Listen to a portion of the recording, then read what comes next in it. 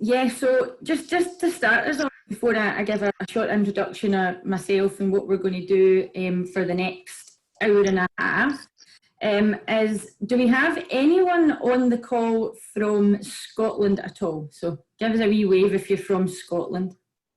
Chris, Susan, Melanie. Okay, and are the rest of you guys based in England, Wales? Yeah. Okay, so most of you might have heard of the charity called Time to Change England.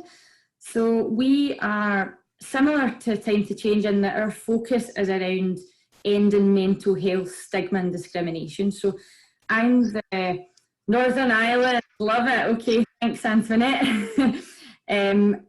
I am the social movement manager for CME. So I guess we're really delighted to be joining up with Eden today for this call and this session, because I guess when Lucy introduced this, session, but also just what they do, we are very similar in that our whole vision is about improving the happiness and well-being of people in communities, and I guess that are across Scotland and across the UK as a whole, and I guess that's really, really encouraging. And the more that we can connect up with lots of different people from across the UK, the more powerful our movement for change will be. So I'm just really delighted to tell you a little bit about what we do, give some practical tips and information about our tools and resources, but also try to creatively, and I don't know how we're going to do it because we've never run one of these sessions online yet, but try and creatively create some discussion so that we can get some information and share some learning, because there'll be lots of things that you guys are already doing that we want to hear about as well. So we're going to try and create some space to do that as well. Okay, so to get us started, what I wanted to try and do is to connect us all into the room, but obviously it's not always easy to do that in these sessions with the time we've got to do a big introduction for everyone. So I want to try and create a chance to connect us in some way together, because we're going to share this space for the next hour and 15 minutes. So I thought one of the ways in which we might be able to do that is just I asked everyone ahead of the session if you could bring along a pen and paper. Yeah. Now, if anybody, Susan's forgotten she's one of the facilitators, that's a good start. Can I just check that everyone who wants to participate in this next bit has got access to a pen and paper, so if you can get that at the ready. What I'd like us to do, just to connect in with each other initially, is to think about how are you looking after your mental health. So what are you doing at the minute, or what do you do to take care of your own mental health? So you might want to write it down just in words, or you might want to, I don't know, for the creative ones out there, certainly not me, but if you want to illustrate it in some picture. I'm going to give us a couple of minutes just to do that, and then we can maybe connect back in a couple of minutes to share how we are looking after our own mental health. So I'll come back to you in a couple of minutes, okay?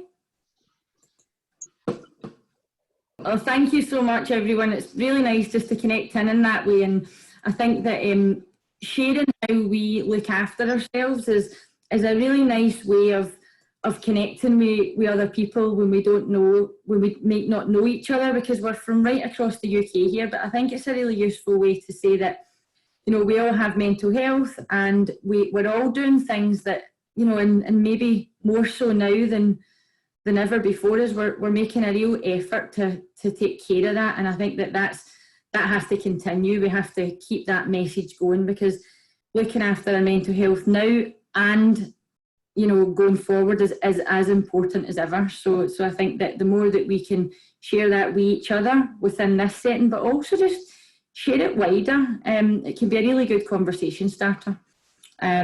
So I'm going to pass on now to Susan.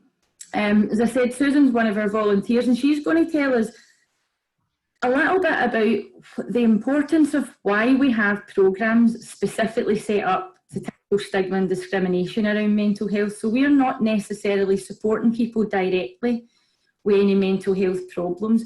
And that's really, really important to say, because we have a concerted effort to end the stigma and discrimination, and Susan's going to try and illustrate the importance of that and why we do that at CME. So I'll hand you over to Susan. Thank you everybody. So I'm worthless, I'm useless, I'm a burden to people. I let people down and I'll look a mess and I'll never make anything of myself. That's what stigma did to me. It made me scared to open up and look up for help when I did do it. Because I got the usual things that people say to all of us in day-to-day life with things like that. You're letting the team down at work. You don't look like you've got anything to be wrong about. What have you got to be depressed about? And the one I hate the most is when I'm being told to get a grip. I still to this day do not know what I have to get a grip of. But there we go, we all get told that, and that is the one for some strange reason, I hate that the most, being told to get a grip. Because I can't find it. Or what I'm meant to look like. Now, some days I look like this, other days I don't. I have to say, like us all, I'm a wee bit lucky. I've got a daughter that's a hairdresser, so I'm getting my roots done, ladies and gents. I'm really sorry about that. I'm not really, but there we go, it's getting done tonight. But yeah, that's what stigma and the burden I got flung at me done, because in our community I'm quite gobby. You might be surprised at that. Not many are that really know me, but I do come across as quite outspoken. I've sat on more committees than I care to mention. I don't now, because I went out a few years ago. I was really ill and it got the better of me, and I asked for help. And that's why I speak out now about my mental health, is to ask for help, because these people that were stigmatising me made me scared to do it. And I thought, I'm not being scared any longer. And it took a lot of courage to do that, because people don't understand that words hurt and stigma hurts. Because we don't want to feel like we're doing it. You wouldn't want to suffer with a broken leg forever and a day, and we go and ask for help. So it took a long time to do that, especially at my work, because I was made to feel that I was letting the team down and I was being a burden and people were having to cover for me and things like that. And it's horrible stigma. So that's why we have to do it. And that's what CME is about, is ending stigma. Because stigma and discrimination has a huge effect on our health and our mental health. So that's why I speak out now about my mental health. And I have asked for help. As I say, it took me a long time to do so. And speaking out has helped others now, because you see a light bulb coming on and they go, all right, if Susan can do it, then, or they look at me and go, I really didn't know Susan, because I'm good at putting the makeup on and things like that, and we put it, but they don't see the old adage of the swan going over the water. Not that I'm saying I'm a swan, but you're paddling like hell underneath.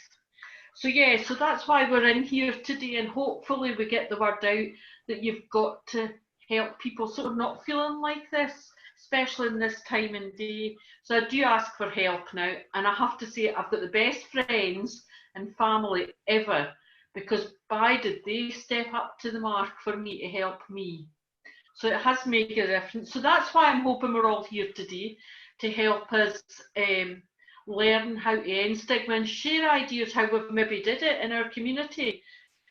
Like things like talking on here, or maybe just asking somebody if they're okay, rather than making a derogatory comment and telling them to get a grip and get up and get dressed. So that's basically why I'm here. Brilliant, thanks Susan.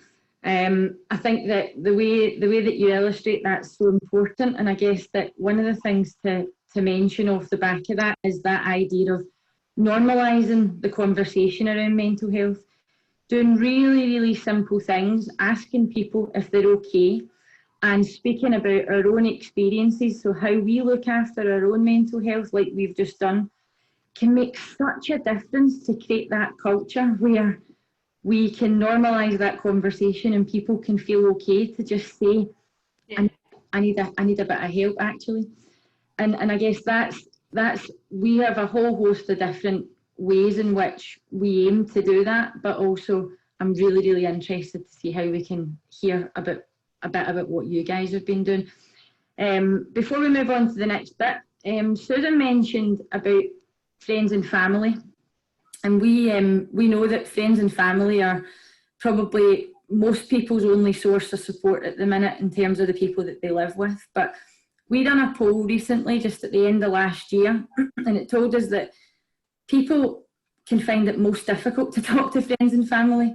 I know my own experience tells me that I could speak to a professional, but speaking to those closest to me is the most difficult thing often.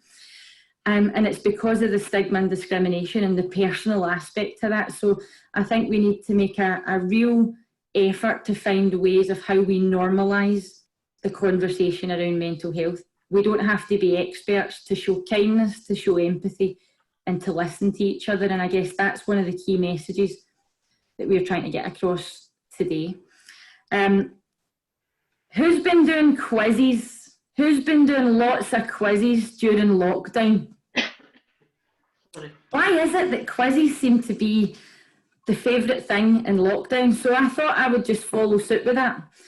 We thought we would just say, if everyone's doing quizzes, see me is going to do a quiz for the Eden workshop, why not?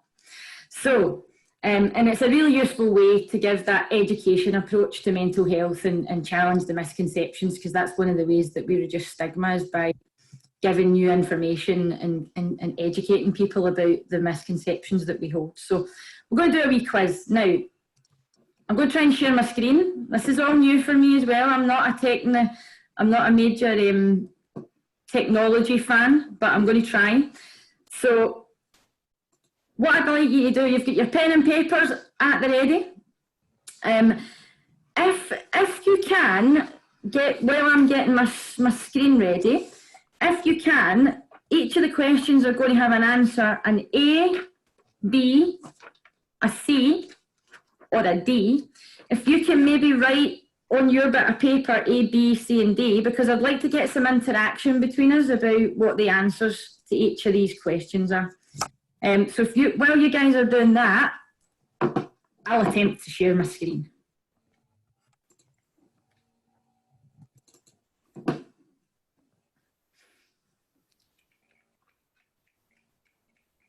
Without showing you the answers, of course. I won't cheat and look. You should know the answers, Susan. You probably helped make this quiz. Right, hang on. That's not the one. Although that is a good photo, but that's not the one I'm looking to share right now.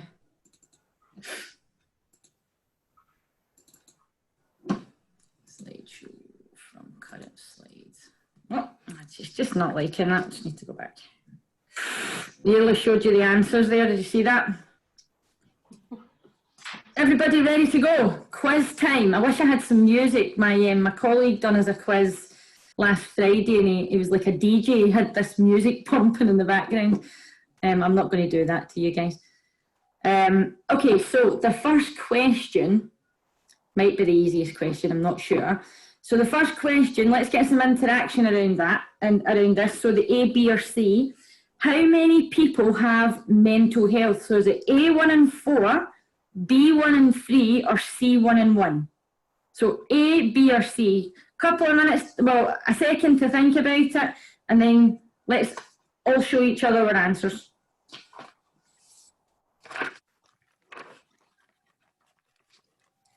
I shouldn't really show the answers because I've got the answers. Okay, right, we've got an overwhelming C. So yes, I think I've already mentioned this a couple of times already, but yeah, absolutely. We all have mental health in the same way that we do physical health, and it's just as important to look after it. So yeah, 100% of us have mental health, and it changes at different times depending on what's going on for us. Question number 2. What percentage of people with mental health problems have experienced stigma and discrimination? So is that A, 30%, B, 60%, or C, 90%? We set to think about that, and then let's get the answers up.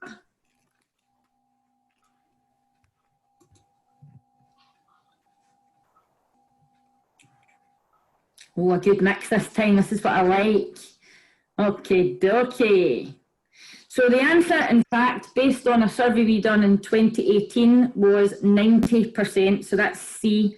90% of people who experience mental health problems have experienced some form of stigma and discrimination.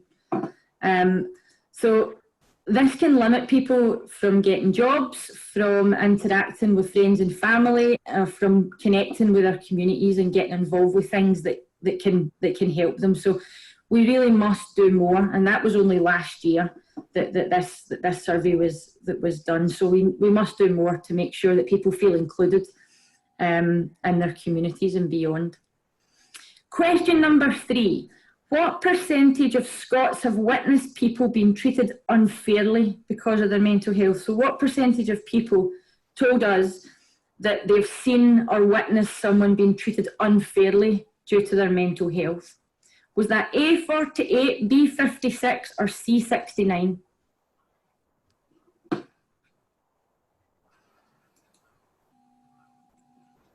Yep, 69%. So that answer was C. I hope, by the way, I should have said at the start, keep a note of your scores because there's big prizes up for grabs here.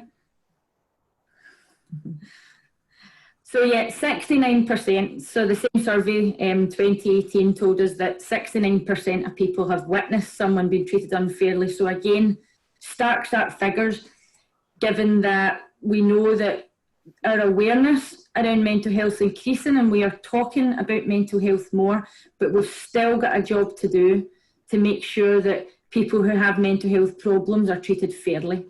So we still have work to do around that. Question number 4. What does stigma mean according to dictionaries? So what does the word stigma actually mean? Is it A, a mark of disgrace, B, unwanted attention, or C, a falsehood or a lie? Yep. So the Oxford Dictionary meaning of stigma is a mark of disgrace. So it's about marking somebody in a negative way due to their mental health problem. So that's what the stigma is.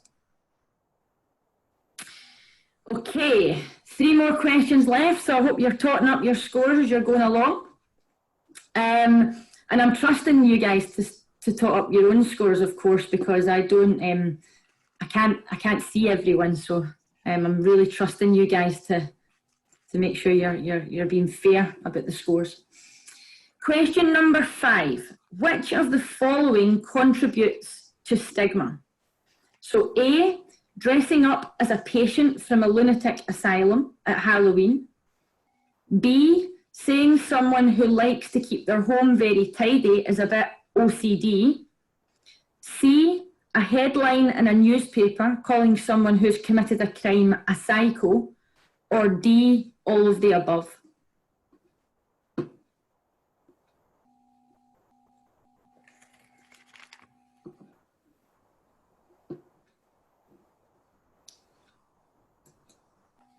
Brilliant. Thanks, guys. Yep, the answer, in fact, is D, all of the above. So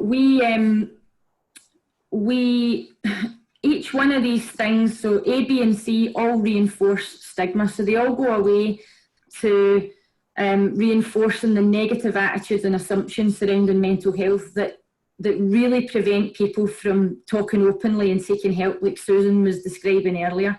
So even although you think a throwaway statement, so a lot of the time language perpetuates the stigmas that we hold, and that's what keeps the public stigma really, really going. Language around that person's crazy or she's a nutter. All of this stuff can really, really make us feel, if we are struggling, a bit ashamed and embarrassed, and it really prevents us from talking out. So we just need to pay attention to that in our communities and our family circles and how we're using language and how we're talking about mental health.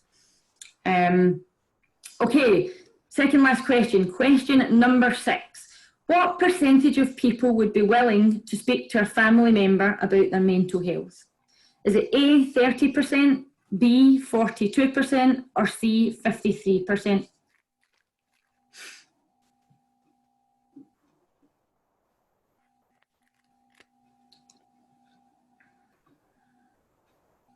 Okay. So the answer, this was just a survey at the end of last year. The answer, in fact, is B, 42%.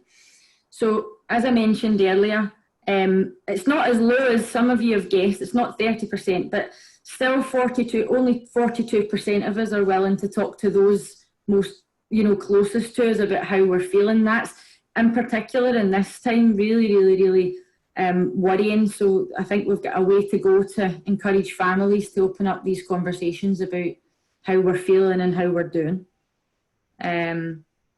Okay, question number 7, the last question. Chance for some of you to edge in front, I'm imagining. True or false? One of the key reasons for people not talking about their mental health is stigma.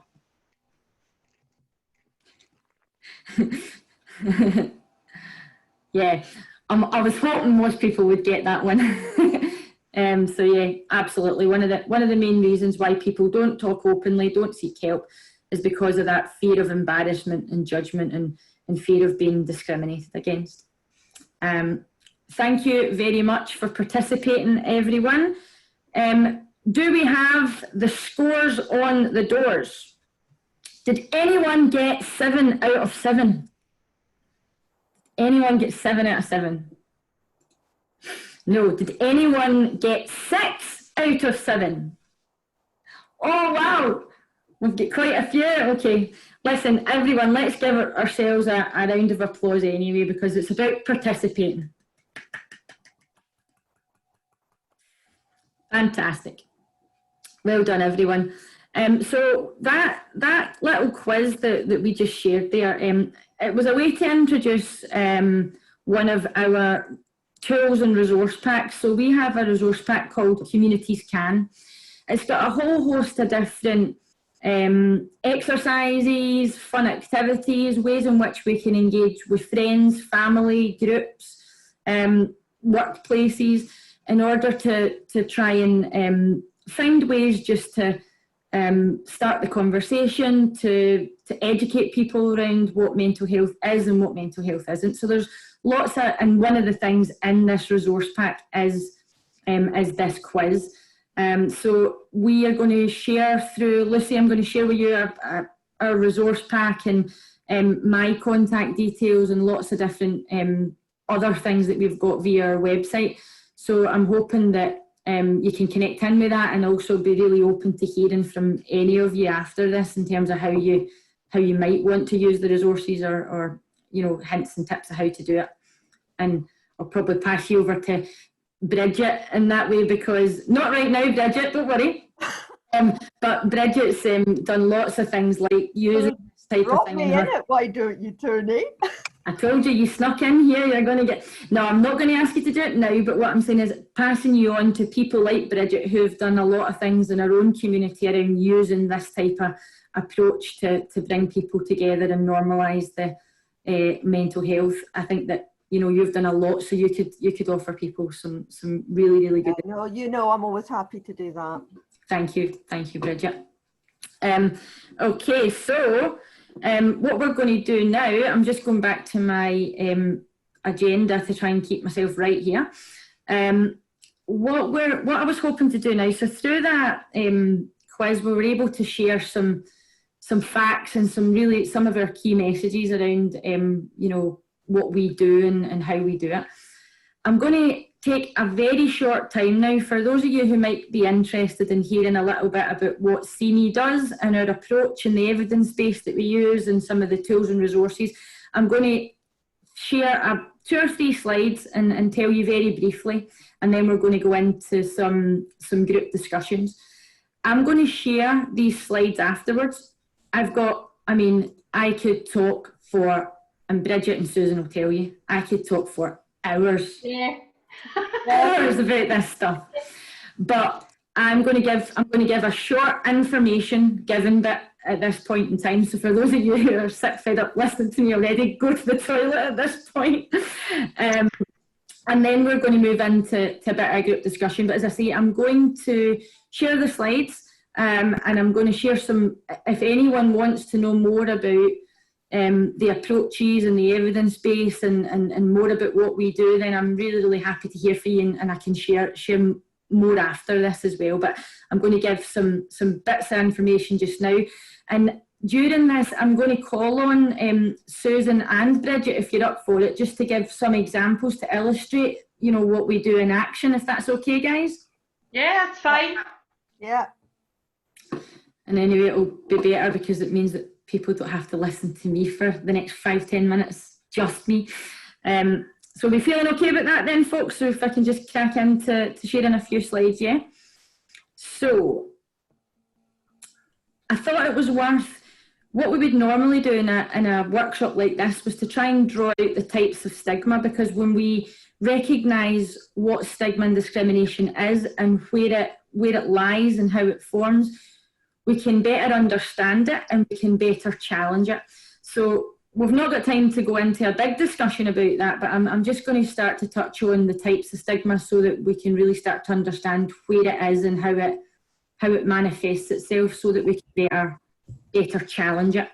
So I'm going to share a slide.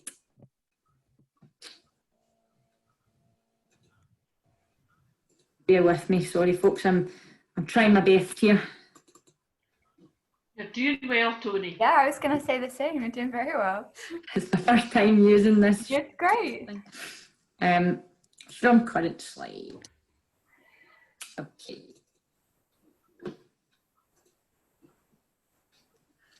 I'll just skip through this bit. So, stigma and discrimination. So this is actually from, it's a wee shout for our Communities Can Pack again here, but this is one of the illustrations that we use in our Communities Can Pack to describe what we mean by stigma and discrimination. So I think it's worth just really kind of, when we're talking about stigma and discrimination, really understanding what we mean by that. So when we talk about stigma, we're talking about, it's the negative attitudes and assumptions that a person holds about someone, either themselves or someone else, based on a characteristic or a quality. So in this case, what we're talking about is mental health. So it's those assumptions, we spoke about it throughout the quiz, it's those misconceptions, it's those stereotypes that we see in the media, that we hear people use through language about mental health and mental illness. And the discrimination is almost the behaviour that's caused by the attitude that we hold. So we hear, you know, people saying things like, oh no, I wouldn't employ someone with a mental health problem because they'll be off all the time. So that's that behaviour based on a misconception or a negative assumption around, so that's the stigma, but the discrimination is the behaviour that happens as a result. And also just to mention that stigma and discrimination can impact people in lots of different ways. So not everyone will experience it in the same way, and I think it's really, really important. And that's why when we're doing exercises or sessions in communities, we ask people about what is their experience of stigma and discrimination, because that's so important. Because us as an organisation or me personally, my experience isn't the same as each of us in this room, and it's certainly not the same as people's different experiences in communities. So it's so important to ask that and understand that, and that's why at CME we have we've got Bridget and Susan on here today, but we've got a growing group of volunteers that form the heart of our movement, because it's not until we can work with people who have lots of different experiences then we can really understand what stigma and discrimination is and how to address it. So it's just really, really to highlight that.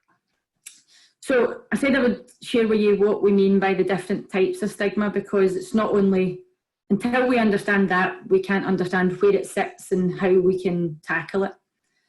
So we believe there's 4 different types of stigma that lead to discrimination. So public stigma, we've chatted a bit about, we've talked about the negative attitudes and beliefs that's held by the general public. So that's that stuff that's talked about through language. That's that stuff that's present in our media that really perpetuates that general feeling about what people say, feel and think about mental health. Self-stigma, that's when people experience mental health problems. We talk about internalising the public stigma. So if you feel helpless, worthless, or that you feel that, oh, I don't want to go for that job because I probably won't get it, or I'm not good enough, that is not something that's your thing. I always say self-stigma does not exist without public stigma. It can't exist because it's how we view the world around about us, how we see other people being treated, and then we internalise that, and that's what stops us from fulfilling our lives. And I'm really, really passionate about explaining self-stigma in that way, because I've experienced it myself, and I think that it's really, really important that we start talking about that, and we don't blame people for their own self-stigma, that we really talk about it in that way, that it's society and culture that we need to change.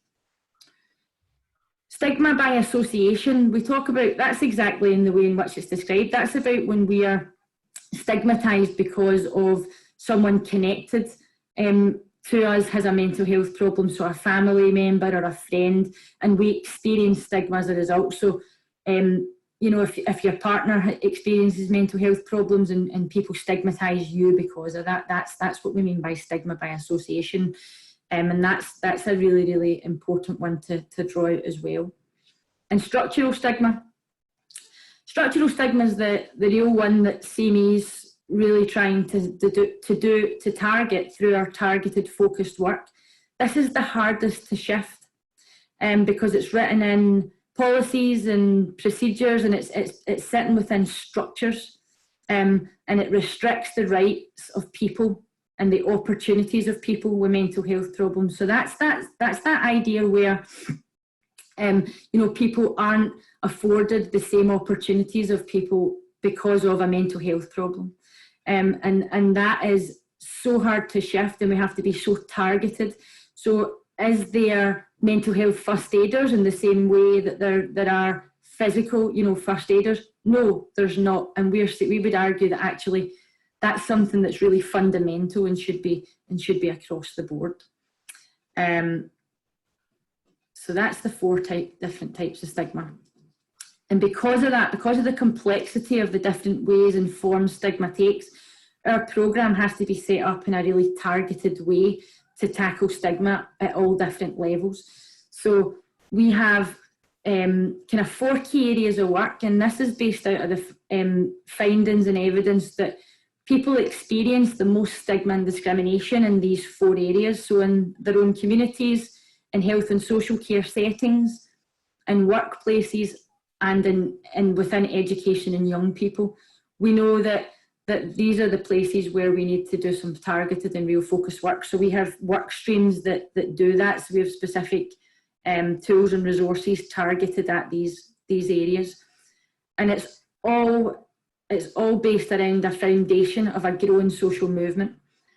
So we've started to touch on that at the beginning of the session, but that's about partnering up with key organisations, with key people, with key groups, to try and grow the movement, to say that it's not just our responsibility because we are the national programme to end stigma. It's not just our responsibility to do that. We must make it a foundational element to all our hopes around creating connected communities and being kinder and having good mental health and well-being. It's foundational to all of that work, and I think that the more that we can partner up and learn from what other people are doing, the more likely that we are to achieve our vision and aims. Said I'd share a little bit about our approach. So this is the kind of the evidence base and to our work. So we take a social contact, protest and education based approach. So that's the kind of 3 main theories that any social change programme works within. So social contact, protest and education. We've added legal constraint in there because we will believe that you know, discrimination on the grounds of someone's mental health is often a breach of someone's human rights, and we have to really start to talk about it in that way. I'm not going to go into major detail around these, but as I say, I'm more than happy to share some of the papers and some of the evidence base if people are interested. But everything that we've talked about today tells us about social contact is at the heart of what we do, and that's people's lived experience and how we can get that out there, how we can share that, and how we can talk, you know, have conversations so that people understand about what mental health actually is. And I think that the more that we can do that between us, you know, the better understanding that we'll have. We have a campaigning element, so we run lots of campaigns throughout the year and we influence in lots of different ways. And then we have lots of things like the quizzes that can provide an education, you know, tool against, as I say, challenging the misconceptions around what mental health is and what it isn't. This is where I'm going to try and explain exactly how we use those, you know, social contact, education and protest elements and what we actually do. And I think that this is probably a good time to maybe get Susan and or Bridget to talk a little bit about specifically, give a couple of examples of the things, and you'll see some of your things up there already, the two of you, but talk a wee bit about what is it that you actually do in your communities or for CME that challenges stigma and discrimination. So maybe a couple of things from each of you, if that's okay, guys. Yeah. Do you want me to go first, Bridget? Yes. Definitely. Yeah, there's a couple. You'll be glad to know I'm in the choir because I would empty this chat room very quickly. But we do have a very good CME choir that are actually very good, I have to say.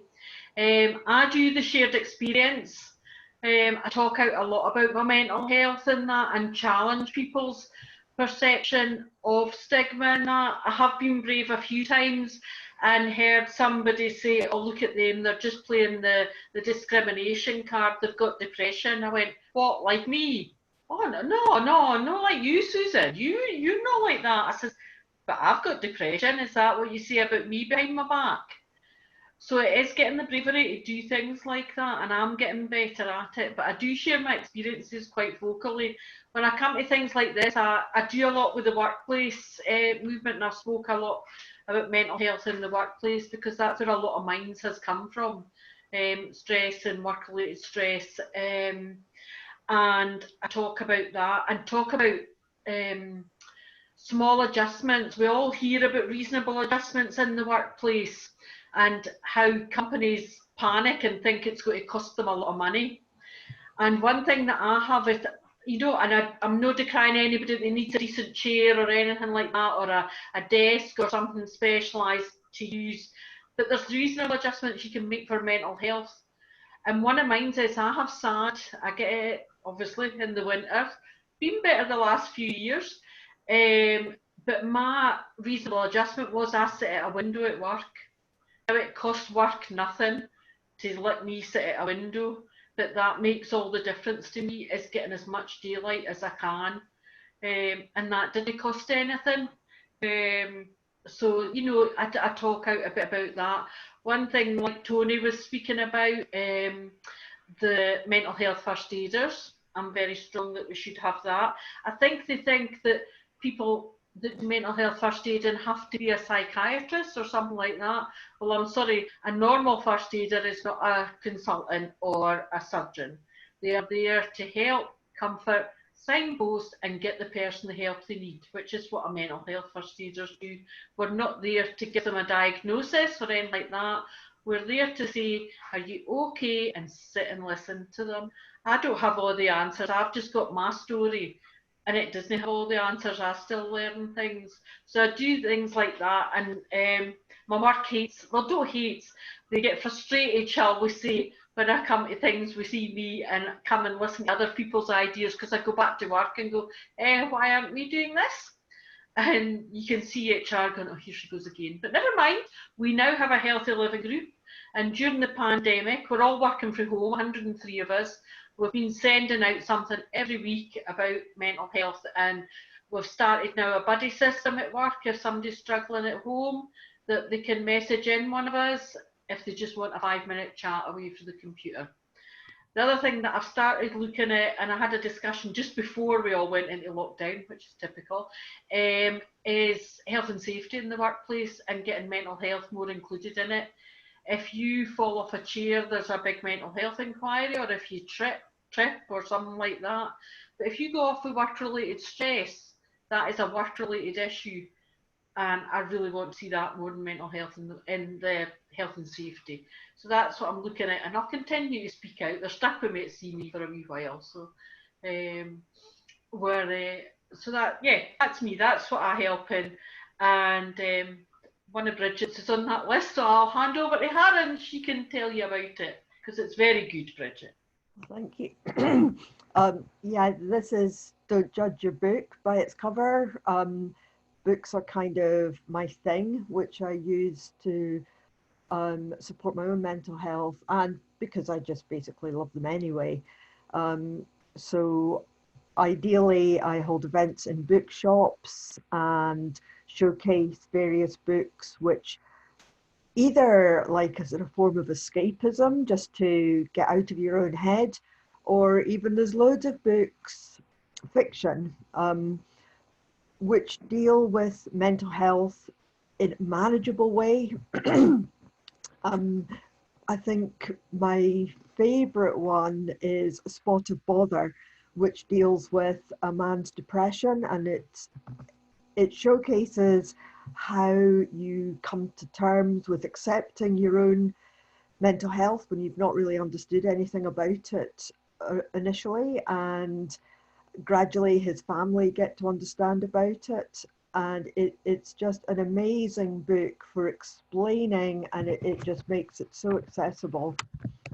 But I'm not great at speaking in public, so I generally ship in Susan to do some further explanation, as she's just done. And that's about all I can say at the moment, because I wasn't expecting to speak. Thank you, Bridget. No, it's better that you described that. So she's downplayed it. She's come up with a really, really good concept to get Scotland talking about mental health through books. So you're being very humble there, Bridget. But Toni, can I just say, in with Bridget's Don't Judge a Book, we do the Walk a Mile with Bridget. And I don't know if any of you have heard it. It's Walk a Mile. It's walk a mile in somebody else's shoes. And the idea is that you get a group and you walk with somebody you haven't spoken to before. When the boys' names went out my head that did it around Scotland. Chris McCulloch, yeah. Chris McCulloch, yeah, sorry. Well, I was speaking to his wife the other day, and I just couldn't remember his name there, sorry. But we do the Walk a Mile events with Bridget, and we've had some laughs, and I've met some amazing people doing that, which is just brilliant. Yes. I've been lucky as well, done a Walk a Mile with Chris Hoy as well, so I'm just going to add that in. It's good, do one, it's great. Look up, it'll be on our links and that, but it's such good fun to speak to people you just don't know, and you meet so many interesting people doing them. They're brilliant, and Bridget's events in the bookshops are very good and costly, because you buy books that you think, oh, I've never read that before, but old bookshops are amazing. They're like a wee labyrinth of just niceness. Absolutely. Thanks, guys. And that's just a wee flavour of some things that our volunteers have created, come up with, and some things that we do. But we have, as I say, on our website, and also we have a kind of report that illustrates the growing social movement and the journey over the last 3 years, and it gives some really, really good stories about what people have done, but also links to the resources and ways in which you can just take forward. So we're a public funded organisation, so everything that we have, we can share, you can use, and we would be just really delighted to hear if people are using the resources in their own communities and finding out how they're getting on with them. So we will share all that as we're going along. I'd like to move us into the next bit now. I think we're actually on time, Lucy. This is quite impressive, isn't it? Bang on 11:30. You're doing very, very well, yeah. So, yeah, do you want to, if I just front load what we're hoping to discuss at the at the breakout sessions, and then Lucy, you can maybe describe how we're going to do that. Does that sound all right? Sure. So what I'd like to do, guys, is to create some opportunity for people to get into a wee bit of a deeper discussion. We're hoping that some of the information that we've provided can start to get you to think about what you could do within your own community or family or anything around tackling mental health stigma, or what you might have already been doing, in fact, already. So if there's something that you can share that you think, oh, we're doing this, we can connect up on it, or if you can just start to explore in your smaller groups ideas of things that you think you might be able to do. And what we're going to do is, within each of the groups, if you can nominate one person just to take a couple of notes, because I'm hoping when we come back to the bigger group that we can share a couple of key points from each group. Does that sound okay? Is that clear enough for everyone? Does anyone get any questions on that before Lucy explains how we're going to do that? Okay, brilliant. Thanks, guys. Hopefully that you found some useful discussions in your smaller groups. I'd really love to hear, so did each of the 3 groups nominate someone? So the 3 people who were nominated, can you give me a wee thumbs up? So we've got Emma, Jacqueline and Penny. Brilliant. So I'm just going to come to each of you guys just to feedback to the wider group just on some of the key things that your group was discussing. So Emma, can I start with you, please? Hi, sorry, Toni, I always take a while to unmute. So, hi everyone. We had such a lovely group, and it's always nice to share these things. So, one person was talking about a 5-week challenge that she's doing. So each week there's a different challenge that the community undertakes, and I mentioned I've got a couple here, like sharing of recipes. I believe there was a walk, there's a song, and it's just a lovely way of getting people together. That was Lorraine. Sorry, Lorraine, if I'm not saying it properly. So yeah, that sounded absolutely fantastic. Just a way of getting people together around that. And then we talked about loneliness for all ages across the board, and companies, organisations, communities that are tackling that. And I was saying about how I'm always in awe of the Scandinavian countries that are doing such things like placing kindergartens within old people's homes, getting old people living with young people, and that it can really benefit both parties, because everybody suffers from loneliness at the end of the day at some point in their life, and especially now. So those kind of schemes can be really interesting. We talked about calling people and just spending time on the phone to people that potentially have not spoken to someone all week, so whoever they may be. And then another lass came up with a lovely concept that she's been getting art supply packages. I think that was you, Gemma. Sorry, I can't see you on the screen. And so she's getting these lovely arts and crafts little packages that an organisation, and I've forgotten the name and I couldn't write fast enough, is sending to the people within the group. And then they all do the arts and crafts, and they have, you know, Zooms like this, and they can share it.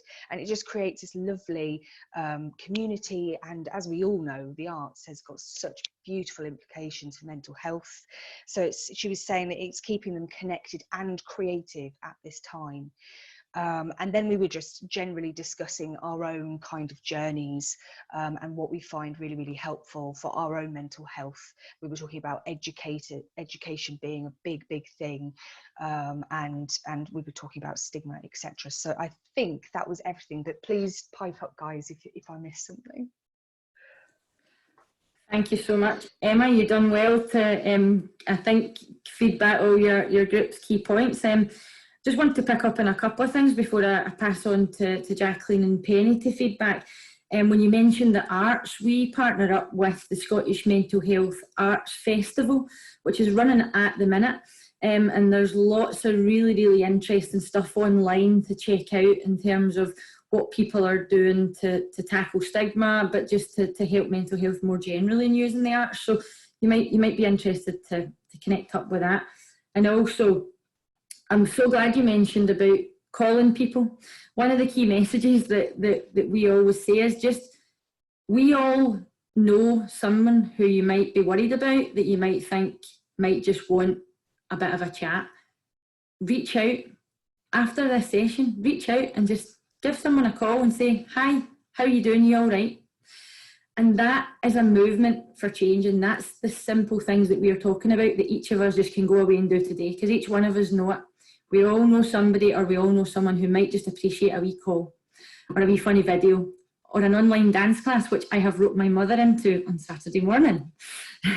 So things like that. Brilliant. Jacqueline, can I come to you now to feedback key points from your group, please? Thank you very much indeed. I'm loving this. I love these Eden sessions. Can I just quickly say, spontaneous phone calls. We seem to have lost the art, haven't we? We send the WhatsApp, hi, are you free? Can I call? Drives me bonkers. It's just so lovely when the phone just rings. I'm all for that. I'm with you there, Toni. So we kind of discussed what have we been doing up to this point, and then what could we be doing moving forward? You know, what's important for us to think about. And a really great group and lovely sharing from lots of different perspectives. And we were talking initially about running support groups, facilitating groups, and the importance of, as a facilitator, accepting what is in the group. If somebody doesn't want to talk, that's fine. Of creating a safe space, a space of trust and privacy, actually outlining about privacy and building trust, respecting one another, keeping a sense of perspective, and not allowing things to slip into, as Bridget said, this hierarchy of suffering, and acknowledging that we're all different. And then when, Lucy, you put up the next question, you know, what could we be doing in our communities going forwards? And everything that we were speaking about came down to words. Not just the words that we say, because we have to think them before we say them. And that what we think and what we say frames everything. A problem is automatically a negative thing, whereas an issue is neutral and a challenge is something to tackle. And that, you know, in helping stigma, in trying to prevent it from existing in the first place, or challenging that exists and removing it, thinking about the words that we use and positively framing is so important. And if I've forgotten anything, guys, please shout up. But it was a great discussion. Well seen, you had the Don't Judge a Book creator in your group, Jacqueline. The importance of words. I love that. I love that. We did actually talk about that. And I said to Bridget, I'm sitting here in a library of 1,000 books. I will be contacting my local Waterstones and my local library. I love this idea of facilitating mental health and well-being stuff with books. So thank you. Brilliant. Fantastic. No, lovely. Thanks for sharing that. And I was writing some stuff down as you were talking there, because I think what you're talking about in terms of words, language, is got such an important part to play in terms of people feeling included in tackling the stigma. So I really, really like that, and hadn't thought about it in that way before. So thanks for sharing that. That's really, really helpful to me personally. Can I move on now to Penny to feedback from the final group, please, Penny? Thank you. Hi. Yeah, okay, so I'll focus on the things that were about what helps challenge stigma. So we said talking to family, and sometimes it's difficult to challenge family when they stereotype, but trying to do that. That in the workplace it can be hard to get support, and it depends very much on the individual managers and what they're like as people, even when there's policies around it. Getting support from your union can help. Having mental health first aiders trained can help, not necessarily, because again it depends on the management culture, but it can help. Talking to colleagues definitely helps. I was just giving an example of how when somebody in my family died from killing themselves, that I was able to talk to colleagues at work about it because I needed to be suddenly off. And by doing so, I found that most of them had experience of severe mental illness in their families, and we wouldn't have known that about each other otherwise.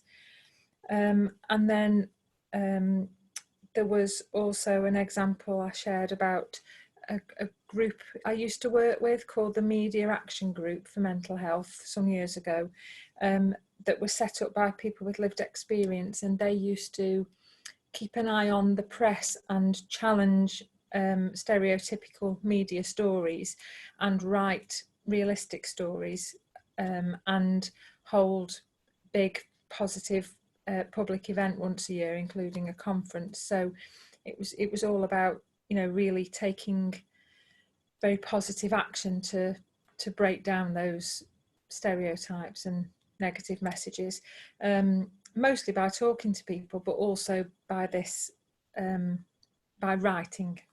Yeah. Did I miss anything? Thanks, Penny. Oh, I think your group's happy with that.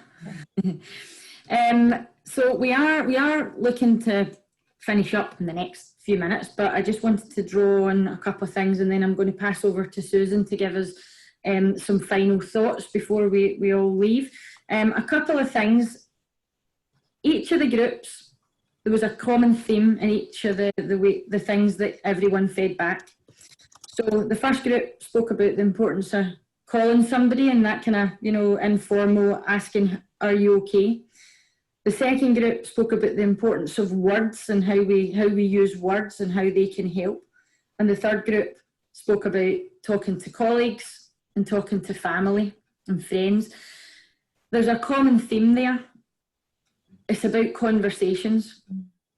It's about how we interact with each other and how we take the time to reach out and try and have a conversation with somebody else. So I think that if we're leaving here with anything today, it should be that. It should be about the importance of conversations with those who we care about and those who we know may be struggling. So I just want us to hold on to that as we think.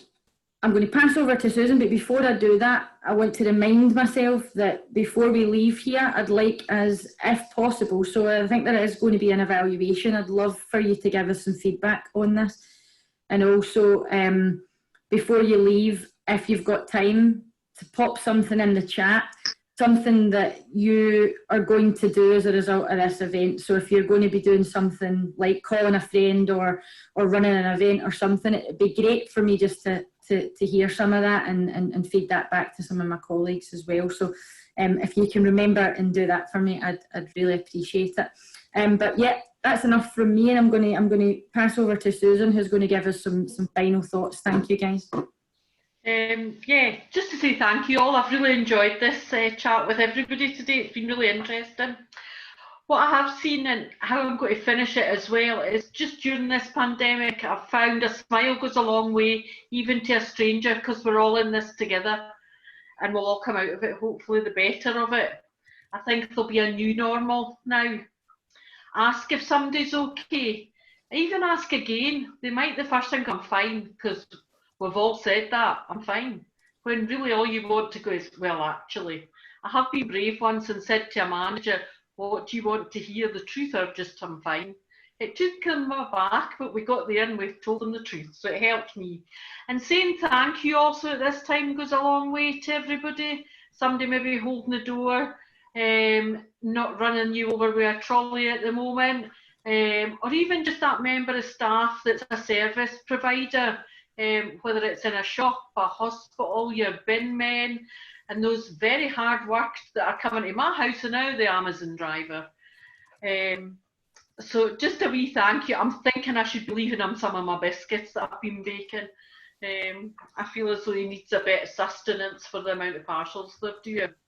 So I kind of want to finish how I started for what I've learned through my process of standing up against stigma. It's not been easy, I'm not going to say it is, and it's not for everybody to stand up and publicly speak about it. But let's look after each other. And what I have found now, actually, I'm worthwhile, I'm not useless, and I can and I will succeed. And finally, I'm me, and it's enough to be me. It's enough for me to be me. And if other people don't like me, well, it's their problem, it's no mine, and they can unfriend me on every social media aspect they want, because I'm me. And one thing I did get and it's from actually, I got it through Davina McCall, but one of the CME staff bought me this, and I'll hold it up in a minute, but I'm going to read it. I do have a thing for stationery. As I said at the beginning, love it. It's one of the parcels I'm waiting on today. It's this word. It's flawsome. I embrace my flaws and know that I'm awesome regardless. And I've got it on my notebook. So we're not all perfect, and I don't want to be perfect because it's boring. So let's all be flawsome from now on. So thank you very much. Love today.